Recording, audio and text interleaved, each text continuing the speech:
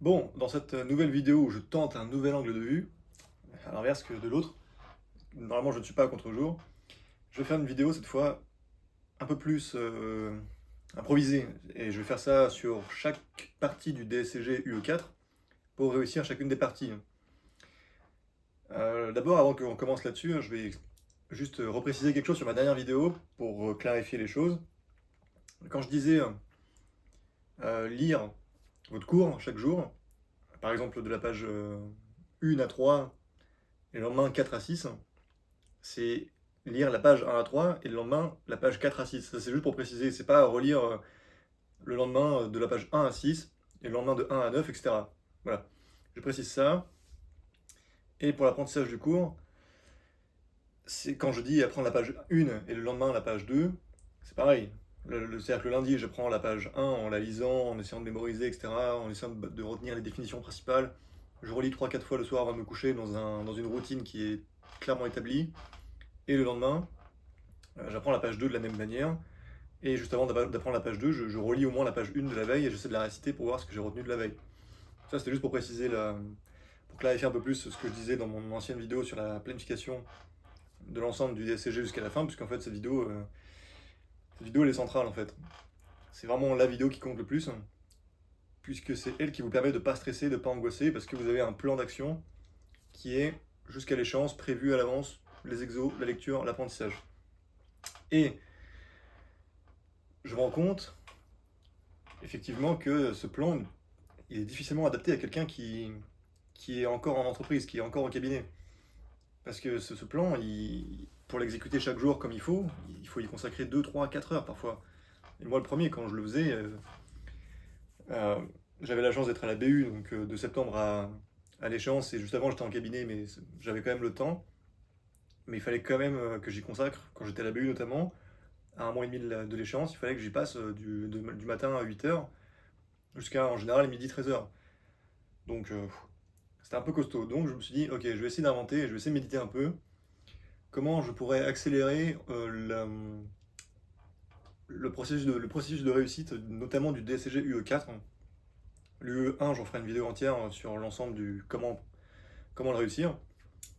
Mais l'UE4, il est un peu plus spécial parce qu'il est éclaté en 4 matières très distinctes. Fusion, conso, IFRS et déontologie, comme vous le savez. Donc je vais faire 4 vidéos sur comment accélérer la réussite, ou son entraînement, ou sa pratique en tout cas sur chacune de ces 4 parties. Mais d'abord je vais vérifier si la vidéo filme bien en fait, parce que j'ai pas regardé et ça m'inquiète. Ok, c'est bon. C'est jamais. C'est jamais, parce que là si je pars sur une vidéo banger total et qu'en fait ça n'avait pas filmé, ça va m'énerver très franchement. Donc pour la fusion. Hop, commençons avec la fusion. Donc je vais partir du principe d'une chose. Comment, admettons, on est déjà 2 mois avant l'échéance. Ok, admettons que vous y prenez très tard. Et mon but, c'est que vous réussissiez quand même l'épreuve, le l'UE4, alors qu'on est à 60 jours de l'échéance. Si vous vous y prenez début septembre, alors que c'est mi-octobre, les épreuves, franchement, je peux pas vous garantir quoi que ce soit. C'est trop tôt pour moi. Enfin, non, vous y prenez trop tard, pardon. Donc, il faut qu'on fasse un peu plus d'analyse des risques, on va dire. Le barème de mémoire du DCG UE4, c'est 4 ou 5 points sur la fusion, 8 à 10 points sur la conso, donc ça va forcément être le gros morceau qu'on ne pourra pas rater. 2 points sur l'IFRS, mais je sais pas, des fois on dit qu'il n'y a plus d'IFRS. Bon, il y en avait quand j'ai fait l'épreuve en 2025. Si vous pensez qu'il n'y en aura pas cette année, je sais pas. Bref. 2 points sur l'IFRS, du coup, on va dire qu'il est encore là. Et la déonto, c'est 4 ou 5 points. De mémoire, moi, quand j'ai passé le DCG 2025, la déonto, c'était 4 points seulement. La conso, je crois que la conso était avec l'IFRS à 8 ou 10, 10 forcément. Je crois que la fusion était plus élevée, entre 5 et 6 points, mais je suis pas sûr de ce que je dis, donc au cas où, voilà. À mon avis, je ferai une dernière vidéo encore sur l'UE4, enfin je veux dire, en plus de toutes celles que j'ai prévues, où on redescendra l'annale de 2025 et on verra ensemble. Ça, cette vidéo-là, je pense que je la ferai plus en août, ou un truc dans le genre. Ou en tout cas, dans la vidéo, c'est sûr, je ferai une vidéo sur comment préparer les annales, faire des annales avant d'arriver sur l'échéance. Donc les annales, vous pouvez les commencer, on va dire, 2 ou 3 semaines avant l'épreuve. Mais les annales doivent être la conclusion de toute une pratique que vous avez mis en œuvre avant, qu'on va voir aujourd'hui, sur chacune des parties de l'UE4. Donc vous allez bouffer pas mal d'exos et d'apprentissage de cours. Et ensuite, quand tout ça sera à peu près prêt, quand vous serez un peu plus musclé, là on attaquera les annales. Parce que pour prendre une analogie du sport, les petits exos, enfin les exos qu'on va voir, dont je vais parler aujourd'hui et dans les autres vidéos, c'est un peu des exos qui bossent un seul muscle du corps. Vous voyez? Et l'idée c'est qu'on performe chacun de ces exos pour bien muscler un seul muscle du corps, très précis. Et les annales, ce sera un exo polyarticulaire, polymusculaire, ce que vous voulez. Et normalement, si on a tout bien bossé, tous les petits muscles, ça devrait le faire. Cette analogie ne fonctionne pas sur moi puisque je ne suis pas musclé, mais ça n'a rien à voir. Donc, pour la fusion, admettons, on est 60 jours avant l'épreuve, comment on s'y prend? Je vais mettre dans la description le lien d'un livre qui me semble la seule solution en fait. Entre guillemets. Mais bon. Le livre, c'est Les Carrés, j'en ai déjà parlé, et je vais vous mettre un lien parce que chaque fois je dis Les Carrés, mais comme je l'ai plus physiquement le livre, je peux pas vous montrer à quoi il ressemble, donc ça va rien dire pour vous peut-être. Dans ce livre-là, de mémoire, il y a 23 exos, et ces 23 exos-là, vous devez à tout prix les planifier. Donc admettons, on est à 60 jours de l'échéance, vous devez les planifier dans les 2 ou 3 prochaines semaines, vous devez en faire un par jour. Obligatoire. En parallèle de ça, il vous faut à tout prix le cours. Admettons, vraiment, on est à 60 jours avant l'échéance, vous n'avez rien foutu, il vous faut d'urgence le cours. Le cours, bon, évidemment, il sera là-dedans. Il y a 3 chapitres là-dedans, donc ça peut aller vite en vrai. Ça peut aller vite de faire les 3 chapitres en 3 jours, un par jour. Vous créez un cours avec, le plus important, les définitions, parce que ça, à l'épreuve, je pense que c'est évident que vous allez tomber au moins sur une définition. Ça peut être expliquer ce que c'est qu'un Mali technique, expliquer une fusion à l'endroit, à l'envers, peu importe. Il y a forcément des mots-clés en fusion que vous devez connaître sur le bout des doigts. Vous devez connaître dans les grandes lignes les méthodes de fusion et les différentes méthodes. Fusion-création, fusion-absorption, l'apport partiel d'actifs, la scission, etc. Si vous connaissez ça déjà d'un point de vue purement théorique avec le cours, vous couvrez déjà les 80% de chances que ça tombe là-dessus. De toute façon, ça peut être de mémoire que ça. Attention à ce que je dis, hein. Peut-être que si dans le cours vous sentez qu'il y a quelque chose qui peut tomber, focalisez-vous dessus. Mais à mon avis, ça peut être que ça. Une fusion, création à l'endroit ou à l'envers, peu importe. Une fusion, absorption, apport partiel d'actifs ou scission. De mémoire, en 2025, c'était. Je sais plus.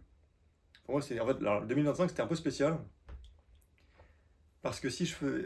Il y a un petit truc que je fais que je ne pourrais pas expliquer parce que j'ai tout oublié, n'est-ce pas? J'ai pas la fiche devant les yeux, mais j'expliquerai peut-être dans une autre vidéo. Il y a un contrôle à faire en fusion avant même de commencer l'exo qui permet de savoir tout de suite si on est à l'envers ou à l'endroit. Je peux pas vous expliquer à l'oral comme ça va être un cauchemar, mais ceux qui commencent à en faire un peu de la fusion, peut-être que vous voyez de quoi je parle. Ce petit contrôle-là, si je l'avais pas fait à l'UE, enfin au DSCG 2025, je me serais fait avoir parce qu'il n'y avait aucune question qui disait démontrer que c'est une fusion à l'endroit ou à l'envers. Et ça a des conséquences comptables derrière, forcément. Et si j'avais pas fait ce contrôle et que du coup j'étais pas parti dans la bonne direction, je me serais flingué tout de suite sur cet exo. Et ça, il fallait le voir. Donc, bref. Voilà pourquoi l'apprentissage du cours est très important, notamment là-dedans. Donc, ok, on va dire que ça va forcément couvrir tout ça. Il y a grande chance, il y a 90% de chances que ça tombe sur quelque chose comme ça. La première chose que vous faites, donc vous apprenez votre cours par cœur. Au fur et à mesure des jours, vous planifiez ça tranquillement. Le cours qui va en résulter des 3 chapitres là-dedans, il fera grand maximum 10 pages. Moi, les miens, ils en faisaient 7 ou 8, je crois. Très bien. Vous planifiez ça dans les, je sais pas, les 45 jours qui vous séparent de l'échéance, donc de mi-octobre ou le 20 octobre. En parallèle, vous planifiez les exos du carré, le petit livre Les Carrés. Et en même temps, vous pouvez aussi planifier les exos qu'il y a là-dedans, dans les 3 chapitres. Je précise ça parce que, par exemple, pour la conso, je ferai une vidéo sur la conso, je ne vous recommanderais peut-être pas de faire les exos qu'il y a là-dedans. Je trouve qu'ils sont trop éloignés de ce qu'on peut tomber, de ce qui peut tomber, j'arrive plus à parler. Et je le trouve, ils ont une approche un peu différente, un peu dure, je trouve, qui n'est pas facile. Donc en tout cas, vous pourrez les faire, pour la conso, je précise. Mais une fois que vous aurez bien maîtrisé d'autres exos avant, que je vous expliquerai dans la prochaine vidéo, du coup. Donc, pour la fusion, donc ok, on rebalaye un peu vite fait. Vous commencez à apprendre votre cours. Idéalement, vous le connaissez bien, surtout les définitions et les mots-clés. Vous êtes capable d'expliquer à un type dans un bar ce que c'est qu'un apport partiel d'actifs, une fusion à l'envers, à l'endroit, peu importe. Les exos, vous faites tous ceux du carré. Vous les faites le plus vite possible, en je sais pas, 2 semaines grand max, il y en a 23. Et là, vous pouvez faire une heure, vous pouvez en faire 2 par jour. Et déjà,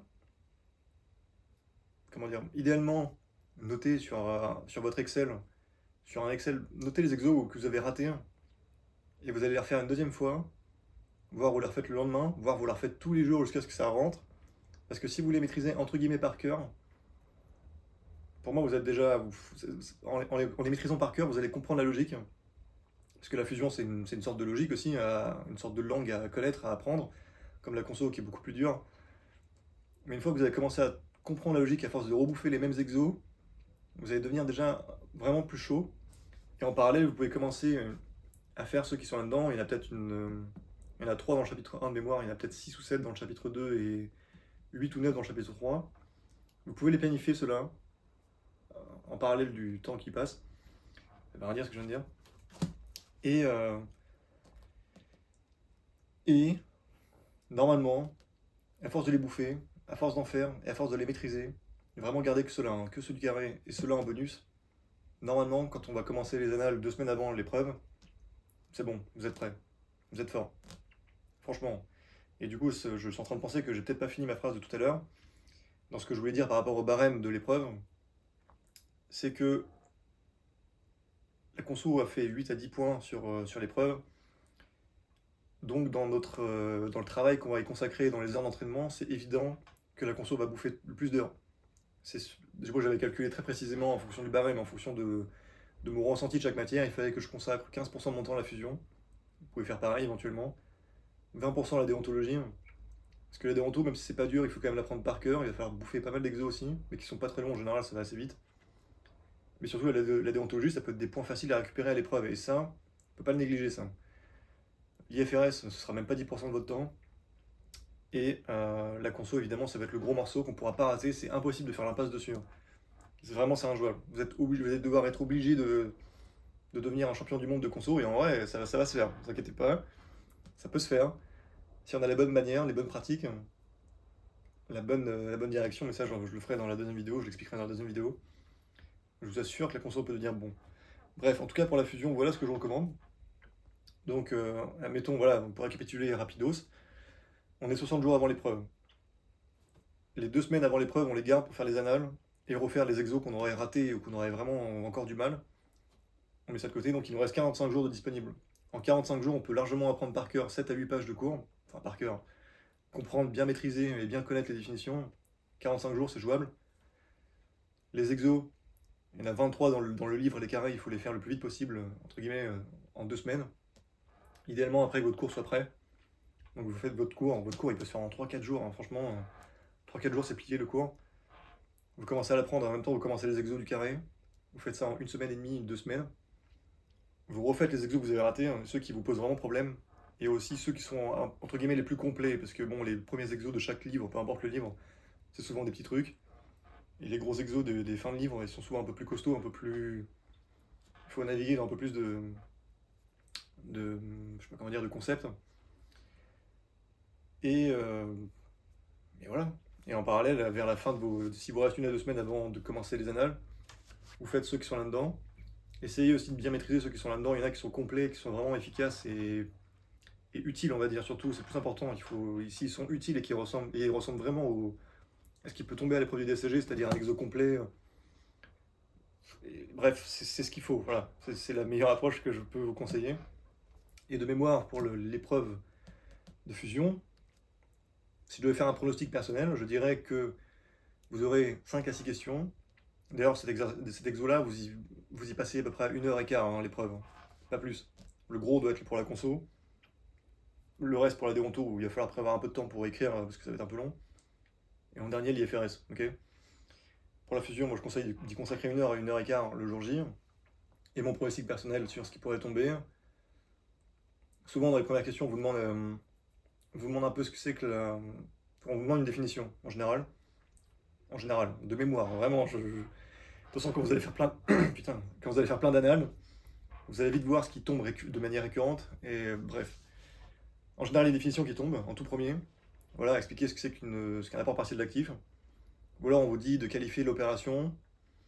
Et ensuite, on va vous dire, ok, faites l'opération, donc déterminez la parité, la valeur, le nombre d'actions à créer, dans quel sens éventuel se fait la fusion. Ça, si on vous le dit pas, il y a un piège, faites gaffe. Qu'est-ce qu'on pourrait vous dire ensuite peut-être d'autres questions, déterminer le Mali. Mali technique, Mali de fusion, le vrai ou faux Mali de mémoire là. Et en tout dernier, on va forcément, je crois de mémoire, vous demander de comptabiliser l'opération. Je vous assure que si vous bouffez les exos de carré et cela en bonus, vous maîtrisez bien votre cours, et en 60 jours c'est vraiment jouable. Ça franchement vous pouvez y arriver, et pour le coup la fusion, si vous êtes vraiment pas à l'aise avec la conso, ça peut être des points entre guillemets faciles à récupérer. Voilà, ça et la de Honto. Et la de Honto j'en ferai une autre vidéo aussi. Donc voilà, pour cette première vidéo sur la fusion, dites-moi en commentaire si ça vous a aidé. En tout cas, c'est vraiment l'idée de cette vidéo, c'est d'affiner encore plus l'approche qu'on va utiliser, parce que c'est vrai que je vous propose une méthode mais qui prend 4 mois de maintenant à l'échéance. Cette méthode peut vous apporter un 16 sur 20 ou un 15 sur 20 à l'épreuve, ce que j'ai eu personnellement, mais peut-être que pour des raisons vous n'avez pas le temps, vous êtes en cabinet, voilà, c'est pas réaliste pour vous de faire un truc pareil, peut-être que ça va vous dégoûter, vous n'avez pas... ça vous emmerde. Voilà, je comprends, hein. Ça peut vous emmerder, vous n'avez pas envie de bosser autant ou d'y passer autant de temps par jour et pendant aussi longtemps. Donc là, j'essaie de faire vraiment des vidéos plus précises sur ce qui peut tomber, sur comment on prépare efficacement, avec le moins d'exos possible, entre guillemets, parce qu'il faut quand même en bouffer pas mal, comment on se prépare vraiment efficacement à réussir. Et je pense que cette vidéo sur la fusion a répondu à tous ces points-là. J'estime que c'est bon. Voilà, la vidéo sur la conso sera peut-être un peu plus dure. Voilà,